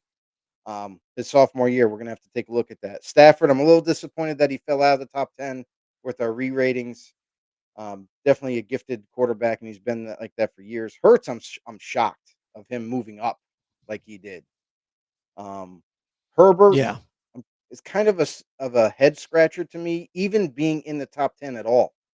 The guy's not throwing the ball around like he used to, so I'm a little surprised about that. So overall, and Lamar Jackson, come on, top 3. I know he's really good, but top 3. So tied for number 1, basically. Yeah. I mean, it's just it's a little baffling. So this season, like I said, it just seems like they're just way off with some of the ratings that they did. Just like, and the fact that I don't hear anybody barking about it. You know what I'm saying? Yeah. Maybe just people just don't care anymore, but there's like, oh, wow, man, really? That's what you did? Mike Tackett has a list here too. Mike Tackett's got Mahomes in 98. Is this last year? I don't know if Mike Tackett, maybe you could just let us know yes or no. Or did he did his own? Is this your own, or is this your own re-ratings or whatever? Or is this something? Maybe it's like his own Mahomes ratings 98 and stuff. Ridiculous. Josh Allen 97. That's kind of insane.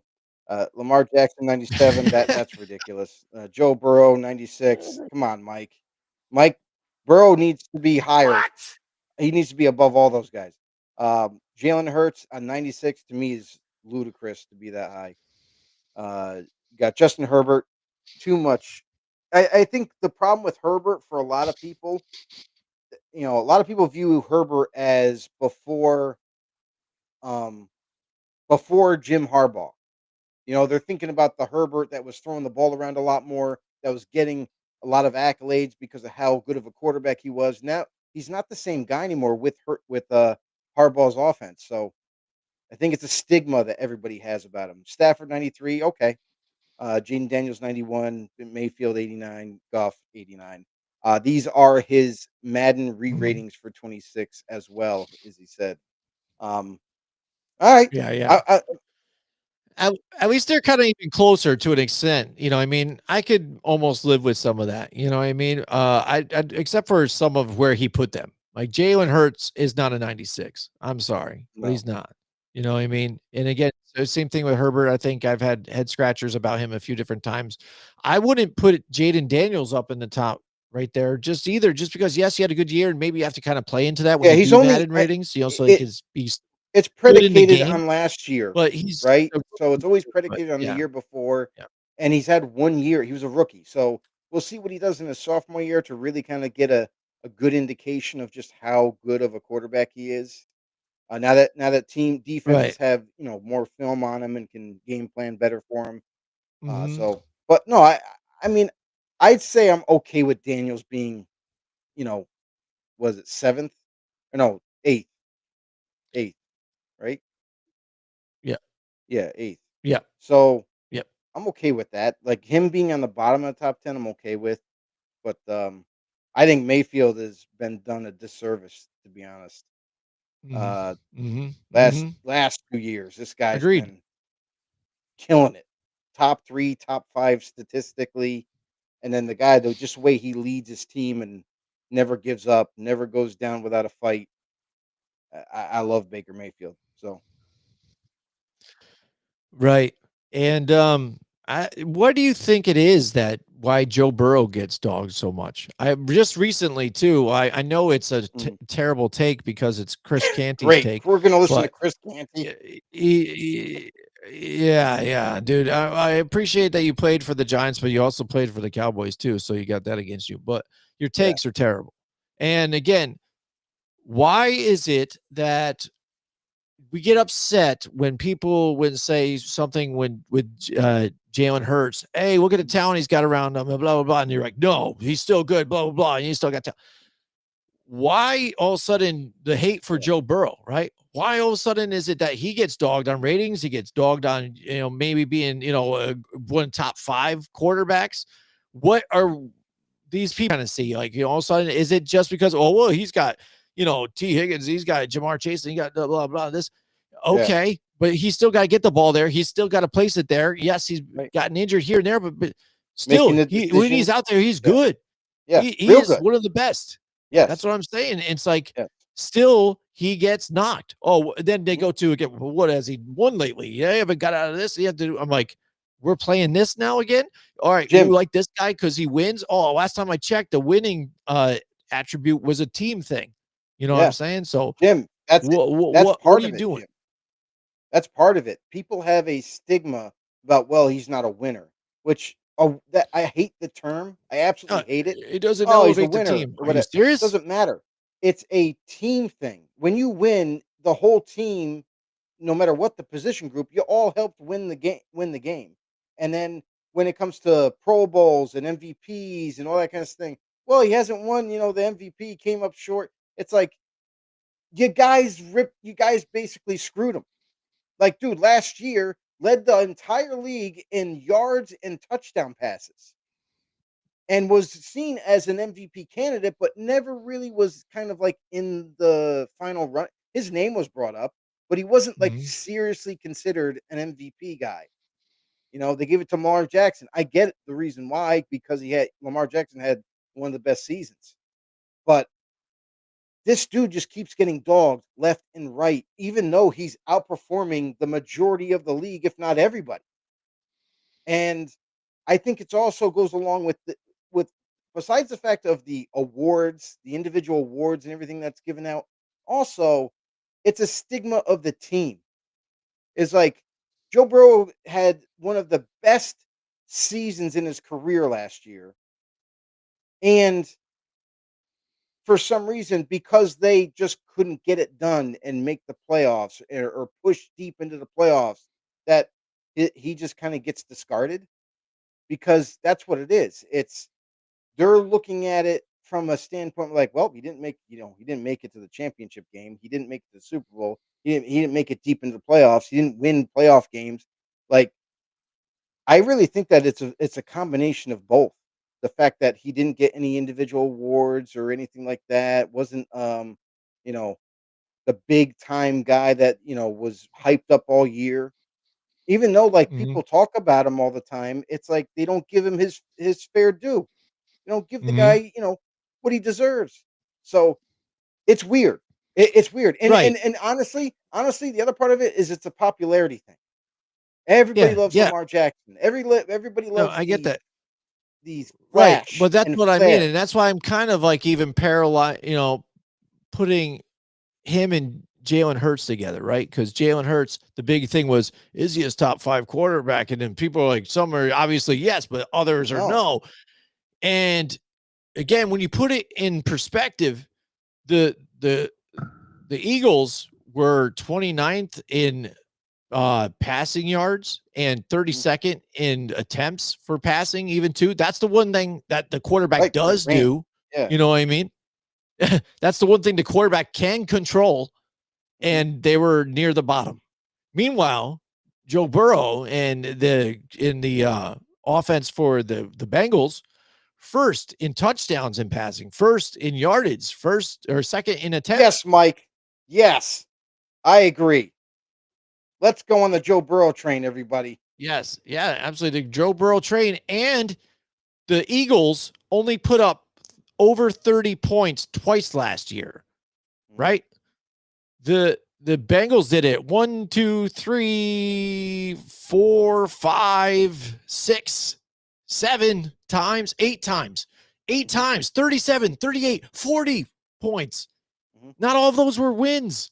Isn't that Right. ridiculous? Just because the defense was that bad. So this Mhm. guy is scoring at will, and he can't Right. win because the defense sucks so bad. He can't play defense. Right.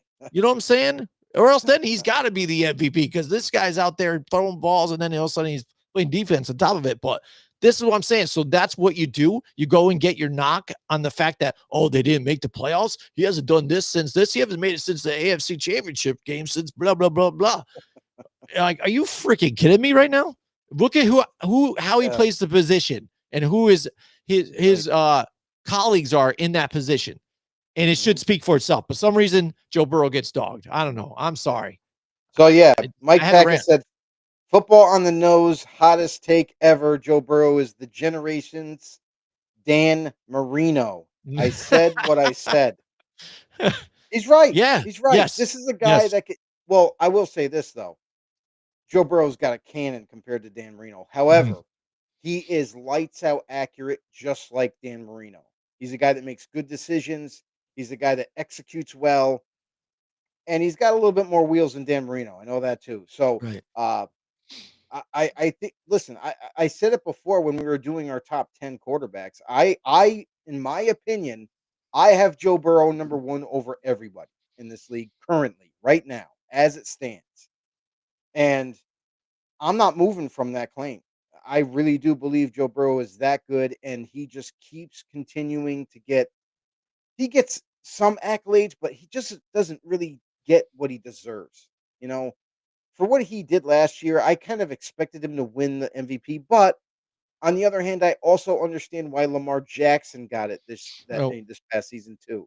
no. So Josh Allen just got it this past season, but the year or before Josh Allen, was Lamar Josh Allen, Jackson. But it's those yeah. two, and you see, and with the Madden ratings, they're in love with these guys. You know what I But mean? Josh Allen, honestly, you had to me that's yet again another fumble on the league for even letting Josh Allen have it. Josh Allen didn't Mhm. have the best season. No, You look at his no. Do statistics you last know year. it was they screwed up because he probably should have had it the year before, but they gave it to Lamar, and then Lamar Right. should have had it last season, if Right. anything, or Joe Burrow. And they're like, Yes. we got to give it to Yeah. Josh Allen now. We screwed up Yeah. last year. Yeah. So Yeah. that's what happened. It's ridiculous. You It's know what I absolutely mean? ridiculous. It doesn't make sense. And this is the problem that I have. I have a problem with Pro Bowls. I have a problem with Mhm, with the awards that are given out to certain players. Like, they never seem to get it right, in my opinion. They never seem to get it right. mhm, And yeah, there's times that they do, but again, unless you're like far and beyond any position that you're playing for, like there's a gap. They just don't get it right, and it's unfortunate. It's really yeah, unfortunate. yeah, yeah. I Mike, agree. thanks for all Again, the I just comments, had to, bro. yeah. Really appreciate it. Thanks to everybody else that's also commented. I appreciate you guys. We know it's kind of late on the East Coast anyway, 11:18 p.m.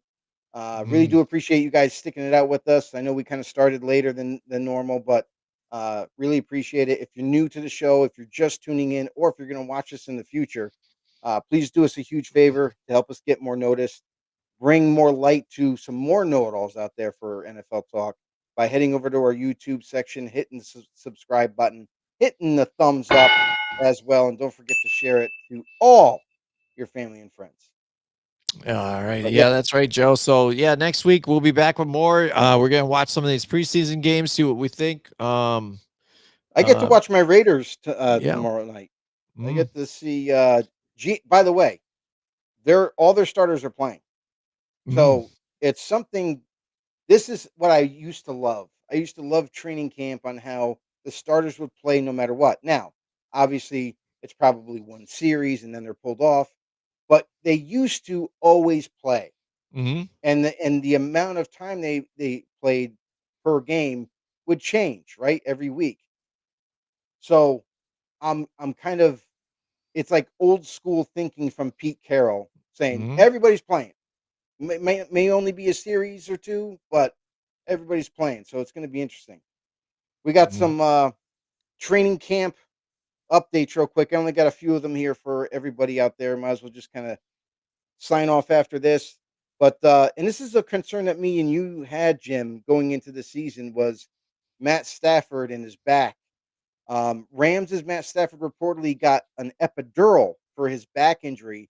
He does plan to still play in week 1, but this is a guy who aggravated Mhm, his disc in his spine recently, and that is a major concern. mhm. Uh, so I don't know. I mean, epidural, that all that's doing is killing the pain. Yeah, It's yeah, not that's all fixing it does, kill the pain. That doesn't fix it. So anything. Yeah, no. if this guy like here's the unfortunate part is I'm concerned for Stafford going into the season now Yeah, because one wrong hit, this guy could be paralyzed.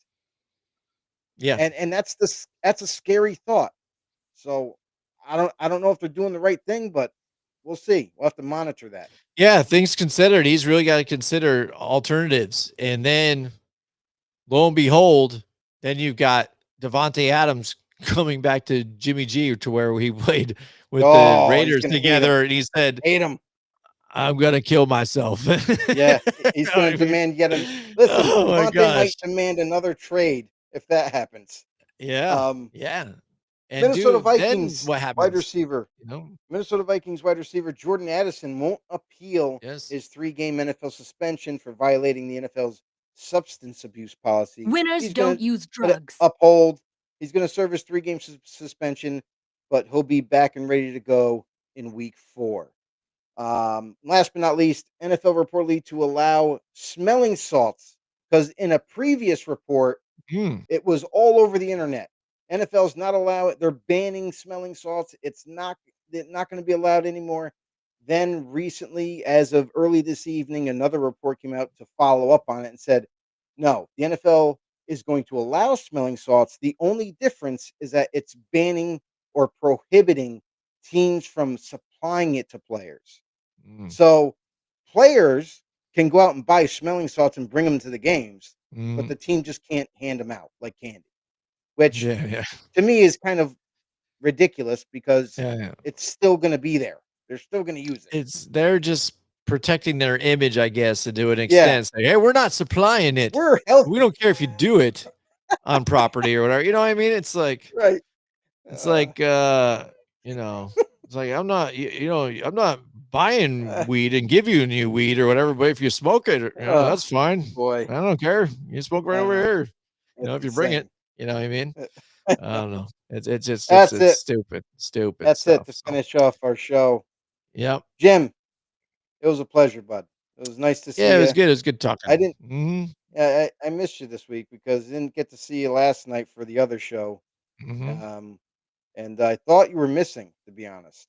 I thought you went on a little bit of a hiatus. No, no. Actually, I was all ready to go too, and I had got my stuff ready together, and I was sitting down to do the show, and then all of a sudden I look at my phone and it says it's canceled. I'm like, oh, I'm like, so because I didn't get to my phone. My phone was MIA, so that's Yeah, what it Mike. was. I didn't Mike's have my phone, so. Mike said smelling salts is just whiffing cat piss. Nice. I I like it. love it. Uh, that's funny. Oh man, nice, nice, nice, Yeah. nice. Yeah, Yeah. so it'd be interesting. We're going to see closely what happens with this, and uh, what I think will be a headline coming out Monday is what people think of Shador Sanders when he plays. You know what I mean? Whether it be good or By the whether it be way, bad, you know. Shador Sanders playing the whole game. Everybody. Yeah. He is the and I gotta for the people out there that think this guy's actually doing great things in camp. He's playing on the fourth string, by the way. Hmm. Fourth fourth string offense. Now, for the first time in well, ever, he's actually going to play with the second string and third string and fourth string. Um, and it sounds like he's playing the majority of the game, if not the whole entire game. So it should be interesting to see just how good Shador, he is, and how ready he might be for the NFL. Because Right. if he can't for some reason excel in a preseason setting where there's no strategic defensive game planning, it's pretty basic and it's talent versus talent basically. Then Yeah. we got Houston, we got a problem. Yeah, well, and what happens too is like now you got to shine because basically you were gifted the spot because the other two guys out of the four quarterbacks are injured. So much to the fact that they brought in Tyler Huntley just for a case to have even more depth. So, Oh, again, that's that's right. going to be a short time thing. Yeah. But it's funny when we're joking about the team that had four quarterbacks in the room, Mm, they get another one. You know what I another mean? one. So, Well, but so like you the said, other he's got the keys right now. You got to right, shine now. Because that's what I right. mean. You said you were so far down on a depth chart. Now these guys are injured right now. Now's your time. So out here, this preseason game, he's got to perform because that will That's tell everything, yes. I think, going forward with his career. But the other part of this whole equation is the fact that those other quarterbacks you mentioned, the other three, Mhm. they're solidified already. Yeah. Like the Cleveland Browns believe way more in them than they do Shador. And this week we got remember how in the draft when they drafted Shador and the looks on the GM's face and the head coach's face looked miserable when they handed that card in and got the announcement? Mhm. Jim Haslam, the owner of the Browns, did a press conference this past week, basically putting the blame, I say blame, but putting it on the GM, Andrew Berry, Mhm. and saying, "Oh no, that was his decision and the staff's decision, wasn't mine." Basically throwing them under the bus because it doesn't look good in camp already. Mhm. So it's interesting to say to see Jim Haslam come out and say, "Oh no, it wasn't me. It was definitely them. They picked them." But by you saying that and us viewing the draft and seeing how disgruntled and miserable Andrew Berry and Kevin Stefanski was on handing that card in for Shador Sanders, that actions speak louder than words. So Absolutely. we'll see what So, happens, but I'll definitely be tuning in for that. yes, sir. Absolutely. All right. So that's it for us this week. We'll see you next week with some more Madden re-ratings. Mike, join us with that too, and your re-ratings too. It'd be a lot Yeah, of fun, and definitely. whatever news comes up too, and things like that. So we'll be excited, and we'll see you guys all in the next one. See you.